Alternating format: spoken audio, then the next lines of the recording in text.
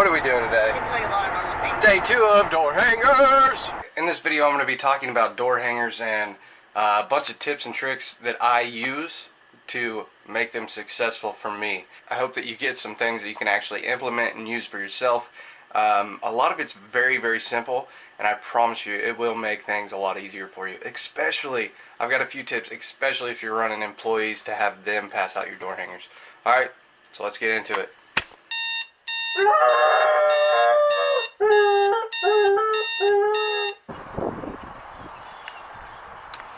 What are we doing today? What are we doing? I'm not getting positive. What are we doing today? Door hangers. Yay! What's that mean? Exciting. We're gonna take paper door hangers that have our information on it about our lawn care business, and we're gonna put it on people's doors. You want to make a lot of money, just help enough other people with things they don't want to do. Is that right? Yeah. Things they do want to do. Help other people do things they want to do. Correct. What else was I supposed to say? Nothing. Time lapse.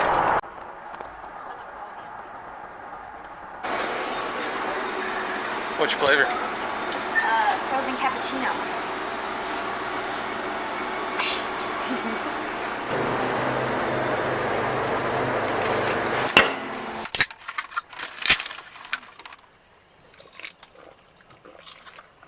Oh my god. Say something. Okay, so this is how my maps work. It's a Bing map. Okay, this is the starting point. That's where we're parked. Alright. So we can find the car. This means we can park here, leave, and end up back at the car. There's no walking back for nonsense or running out of door hangers or whatever it is. So start 1, 2, 3, 4, 5, 6, 7, 8. You get the point.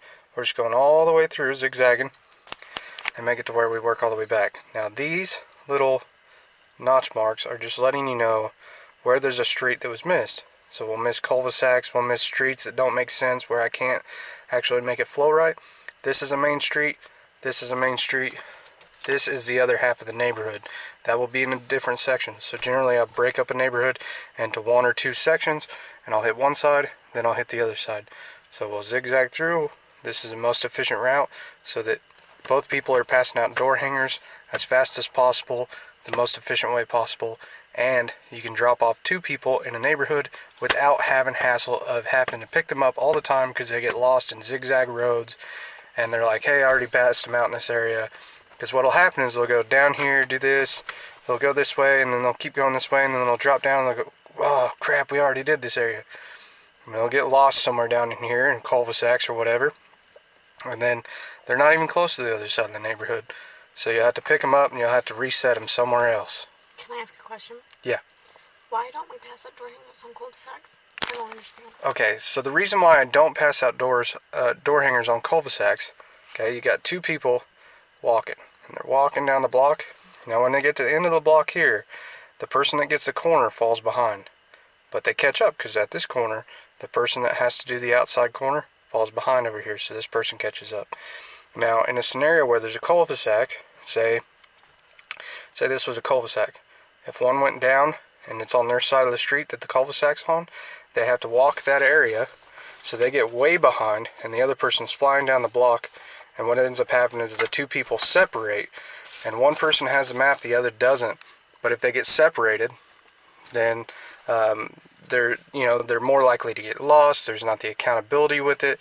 And the other thing is, it's very important that when you're walking through and we go from, okay, we went block 1 to block 2, we mark that out with a pen, then we mark it out. You want to mark it out as you go, otherwise you'll get lost as well. But you don't want your guys separating, because one person's normally carrying door hangers or water, one person's got a phone. Generally when you're hiring people and they're like $10 an hour, oftentimes they don't even have a phone. It's an odd scenario where you don't want them separating. The other thing is, one person, you've always got one person that's a lead.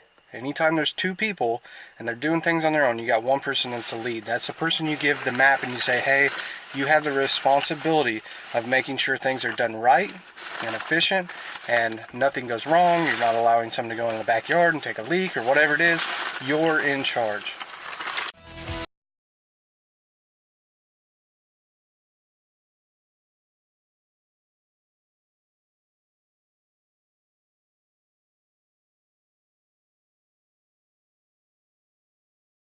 So this is the first time I've passed out door hangers with my wife in a long time.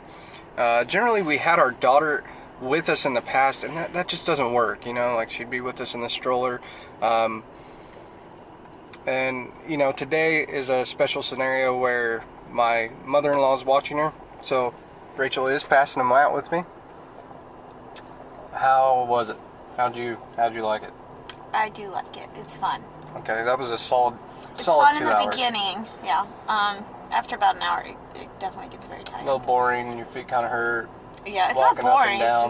It's a lot. It's a lot of exercise. Your feet definitely get sore. My feet are very sore, and normally my feet don't get sore. It's more than people expect. The thing is, if you're doing this all day, it is very physically tasking. But if you have to, and you need to drive up work, don't be a Yeah. Yeah. do what you got to do. So we're what? That's 2 hours. So we get an average of about 100 per hour per person in my company in the areas that I service. So that would mean we got about 400 of them out. If you went off of a normal 1%, generally we get about 3% on phone calls, and I'm landing about 1%. So we're gonna get about we'll get about 4 clients on that, maybe. That's, you know, it might be a one-off job or something like that. In the spring I'll do those. I don't like doing them, but in the spring I'll do those if we need the money to further the company. I try not to get caught up on nonsense jobs though. Yesterday we gave an estimate, and I'm like, you know, she didn't really like the price, and we were both thinking it was pretty cheap. And I was thinking, you know, I'm not gonna go above and beyond to try to sell that. The $700 one. Yeah, Yeah. it was $700 for a cleanup, and Huge, it wasn't. man.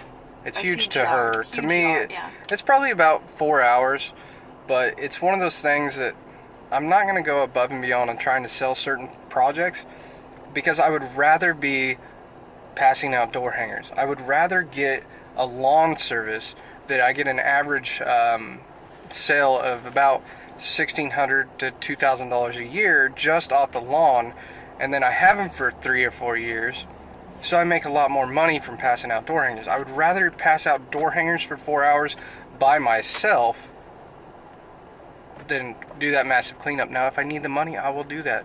So it just depends on the scenario. You really have to go by the scenario you're in. When you get on these Facebook groups, a lot of them are very supportive, but you also get the scenario where they're like, oh, I wouldn't do that. You know, I wouldn't do that. I'm not dropping my gate for less than, you know, $100. I'm not dropping my gate for less than $50. And the thing is, you just have to get out there and do the work. I've mowed a lot of lawns for $35. When I started, that's what you got to do. You're building up a portfolio of your work. Take pictures of everything. Ask everyone that you service for reviews. There's no reason I shouldn't have hundreds of reviews. And if I did have hundreds of reviews, if I had the balls to just ask back then, I would be a highly reviewed company, and I could easily in my head justify a higher sale, higher premium. Hey, I've got a ton of people saying I did a great job. I'm worth that money.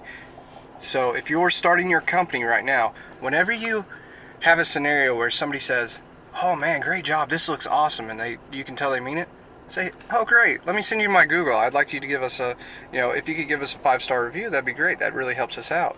And they will love to help you out. So don't be afraid to ask. I agree.